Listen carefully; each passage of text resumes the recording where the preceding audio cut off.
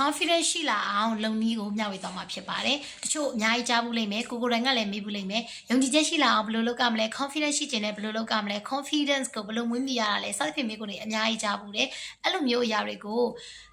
အမြဲဆုံး confidence ရှိလာအောင်လုပ်နိုင်မယ်ဒီလည်းနှစ်ချက်ကိုမျှဝေသွားမှာဖြစ်ပါတယ်ပထမတစ်ချက်က confidence ရှိဖို့ဆိုရင်ကိုယ်တိုင်ကိုသူများကလည်းမနိုင်ရှင်မိဖို့လိုပါတယ်ဒါကဥပမာလေးနဲ့ဆိုရင်ကျမတို့တွေကအလူတစ်ခုကိုမင်္ဂလာဆောင်ကိုသွားတဲ့အချိန်မှာကိုယ်တိုင်အိမ်မှာအလှဆုံးလို့ထင်တဲ့ဝတ်စားတွေကိုဝတ်ကြတယ်အလှဆုံးလို့ထင်တဲ့လက်ဝတ်ရတနာတွေ make up တွေကိုဆင်မြန်းကြတယ်ကိုယ်တိုင်ကမှန်ထဲမှာကြည့်တယ်လှတယ်ကျဉ်တတ်မှုတွေရှိတယ်ကိုရမ်းပြောတယ်ဒါပေမဲ့ပွဲကင်းလေးကိုရောက်သွားတဲ့အချိန်ကျရင်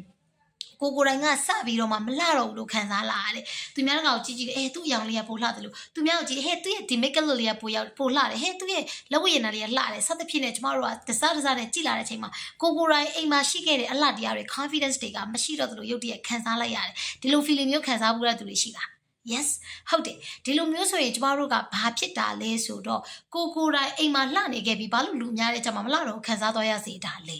အင်ကြီးပြောင်းသွားလို့လားမဟုတ်ဘူးဒီအင်ကြီးပဲဒါဆိုရင်ဘာဖြစ်လို့လဲသူများတကာနဲ့ကိုနှိုင်းရှင်မိလိုက်လို့ယုံကြည်ချက်မရှိတော့ပါဖြစ်ပါတယ်ဆိုတော့ confidence ရှိခြင်းတဲ့သူတယောက်ဆိုရင်ကို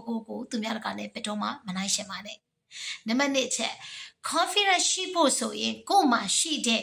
အရာတွေကိုကို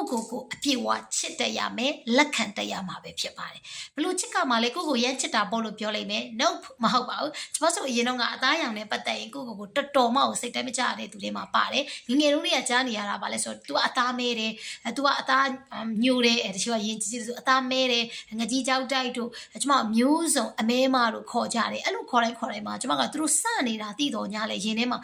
အတိတ်ပဲအများကြီးဖွင့်တယ်ငါအသားမဲတယ်မလှအောင်ငါရုပ်ဆိုးတယ်မလှအောင်ငါအသားမဲတယ်ဘလို့မှကြည့်မကောင်းဘူးငါဘလို့မှဆွဲဆောင်မှုမရှိဘူးငါဘလို့မှမအောင်မြင်ဘူးစသဖြင့်ကို definition နဲ့အဲ့ဒီစကားပေါ်မူတည်ပြီးတော့ဖွင့်လိုက်တယ်ကိုယ့်ရဲ့ဖြစ်တည်မှုမကြိုက်ဘူးအဲ့လိုနဲ့ကျမအခုချိန်လေးလည်းအသားရောင်ပြောင်းလဲနိုင်လားဆိုတော့မပြောင်းလဲနိုင်ဘူးဒါပေမဲ့အပြင်ကအသားရတာမပြောင်းလဲနိုင်တာကျမရဲ့ဒီအတွင်းထဲမှာပြောင်းလဲပြီးသွားပြီအဲ့ဒါပါလဲဆိုတော့ကျမမှာရှိတဲ့အရာကိုချစ်တယ်ဒီကြောင့်နဲ့ပတ်သက်ပြီးကျမအခုချိန်မှာလာပြီးတော့အမဲမလို့လာခေါ်တယ်အသားမဲလို့လာပြောရင်ကျမဘာမှမခံစားရတော့ဘူးဘာလို့ဆိုကျမ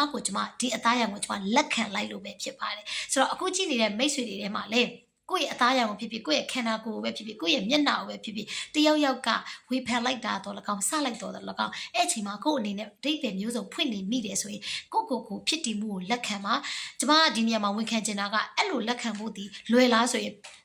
တော်ကိုခတ်ပါတယ်ကိုယ့်ရဲ့ရှိတဲ့အရာမလှတဲ့အပိုင်းကိုမကြိုက်ဘူးလို့ထင်တဲ့အပိုင်းပေါ့ဗျာဒီအရာကိုတကယ်ချစ်တယ်ဆိုတာလက်ခံမှုလို့အင်မတန်မှနှစ်ပေါင်းများစွာခက်ခဲ့ပါတယ်ကျမကိုယ်လည်းဆိုတော့အခုကြည့်နေမိတ်ဆွေတွေမှာလည်းကိုလက်ခံမှုအင်မတန်မှခက်မယ်လို့ဆိုတာအပြည့်အဝယုံကြည်တယ်ဒါပေမဲ့ confidence ရခြင်းနဲ့ဆိုရင်တော့အဲ့ဒီနှစ်ချက်ကိုလုပ်ပဲဆိုရင် COVID တွေတိုးလာမှာဖြစ်ပါတယ်